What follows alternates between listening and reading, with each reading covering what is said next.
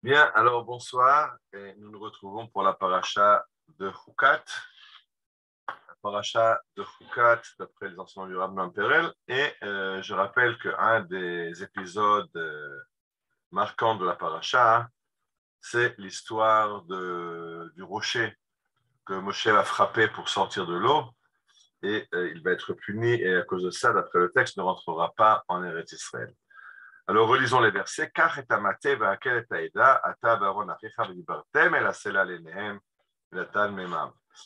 Alors, c'est Dieu qui dit à Moshe, prends ton bâton et rassemble la communauté, toi, Aaron, ton frère, vous parlerez au rocher devant eux et il donnera de l'eau.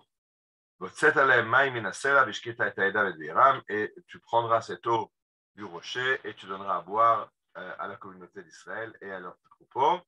Et Moshe élève son bâton et il frappe le rocher deux fois. Et alors beaucoup d'eau ils sont sortis. Et ils ont pu boire.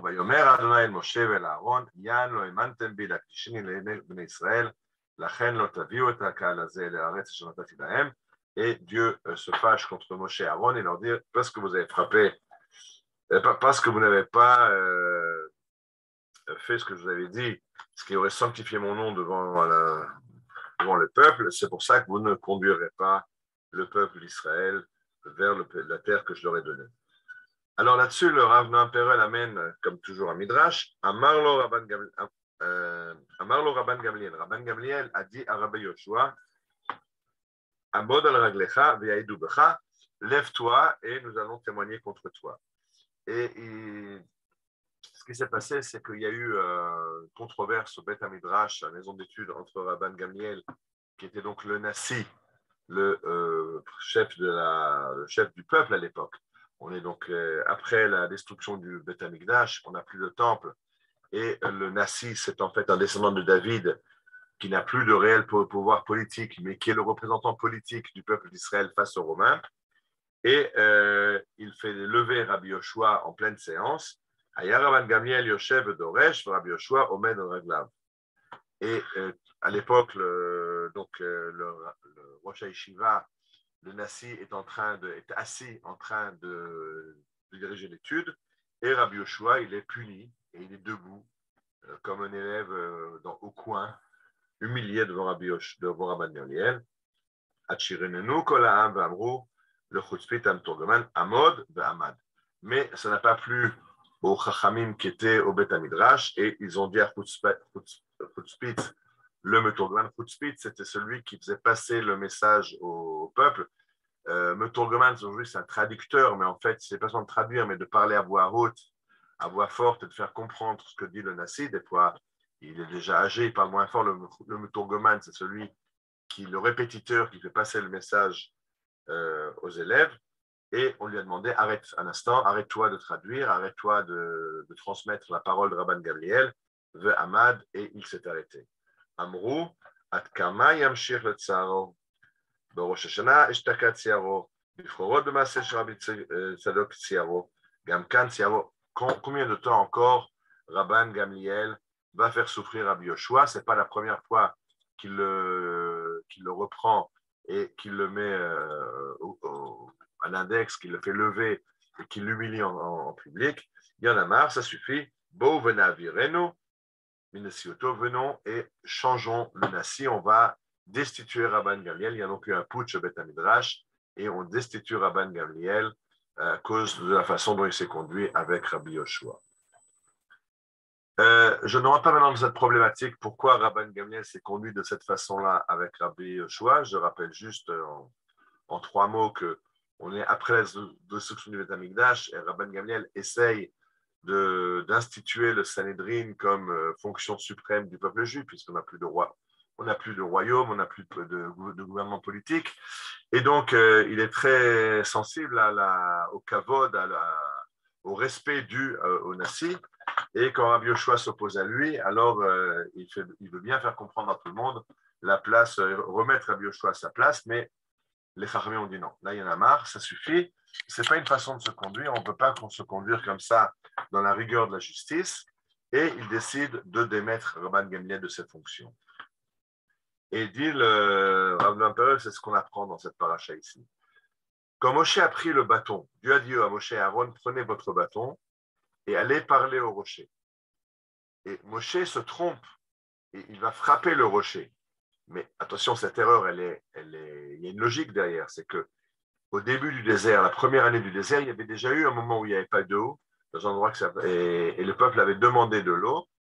Et Dieu avait dit à Moshe, frappe le rocher, et Moshe avait frappé le rocher et ça a marché.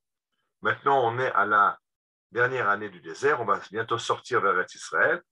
Et quand Dieu dit à Moshe, prends ton bâton, Moshe interprète, oui, comme la première fois, je vais frapper le rocher. Et non, Dieu voulait maintenant qu'il parle. C'est-à-dire qu'il y a un changement d'attitude entre la façon de se conduire au début de la sortie du désert et maintenant quand on va sortir du désert. Au début du désert, il fallait frapper le rocher. Aujourd'hui, il faut parler au rocher. C'est-à-dire qu'il y a eu un processus éducatif que le peuple d'Israël a subi dans le désert. Et maintenant, il faut changer d'attitude. L'enseignement n'est plus avec le bâton, mais il est avec la parole. Alors, un instant, si c'est par la parole, pourquoi Dieu dit-il à Moshe, prends le bâton? Il faut comprendre, dit le Rav Noam Perel, que le bâton, il peut avoir plusieurs utilisations. On peut prendre un bâton pour frapper la tête, frapper quelqu'un, comme dit Chachamim, Kach makel vehatel kol kodo. Prends le bâton et frappe-le sur la tête pour les lèvres réfractaires. Alors, c'est une façon d'enseigner en frappant avec le bâton. Mais il y a aussi le bâton qui est un bâton qui marque le respect, qui marque le kavod, qui marque la dignité de celui qui le porte.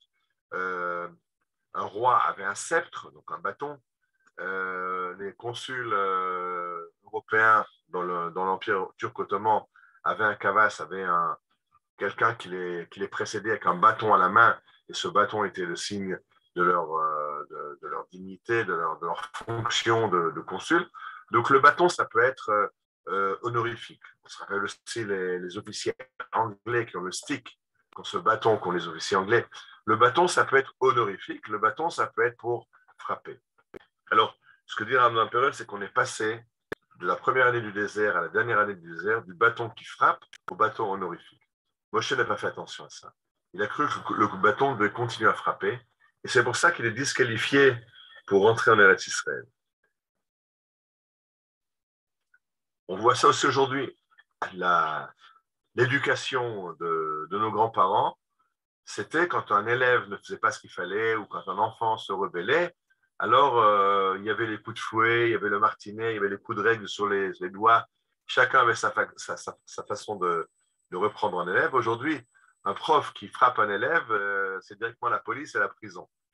On est passé dans un autre monde, un monde où il faut discuter, où il faut enseigner, il faut parler, mais il ne faut plus frapper. On n'a plus le droit de donner une fessée à un enfant, cette fessée que nous avons encore grandi avec peut-être, mais ce n'est plus le mode d'action de la génération dans laquelle on vit aujourd'hui. Et Moshe dit, c'est ça ce qui s'est passé. Au début du désert, en sortant d'Égypte, on était encore dans cette modalité de frapper un élève, de frapper un rocher, et c'est comme ça que l'enseignement passe. Quand on sort du désert, il faut comprendre qu'il faut parler.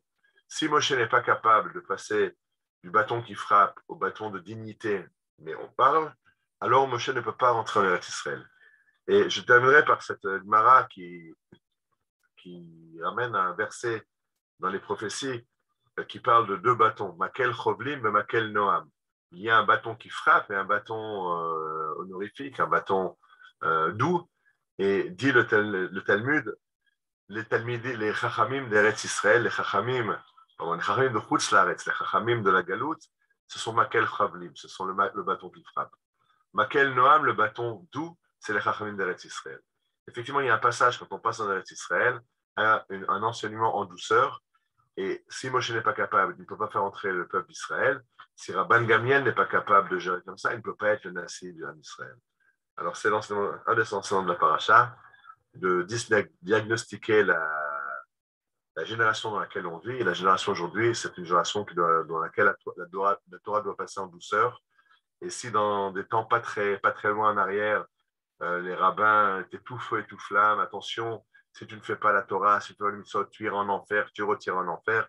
Ça, c'était un enseignement une génération maintenant révolue. Et l'enseignement aujourd'hui, c'est de montrer le Tov, le Noam, la Metikout, la douceur de la Torah d'Eretz Israël. Shabbat Shalom. Et je coupe là. Je ne sais pas si la semaine prochaine, on va encore faire. Je vais vérifier d'après. Je vais couper les micros, on va discuter ensemble.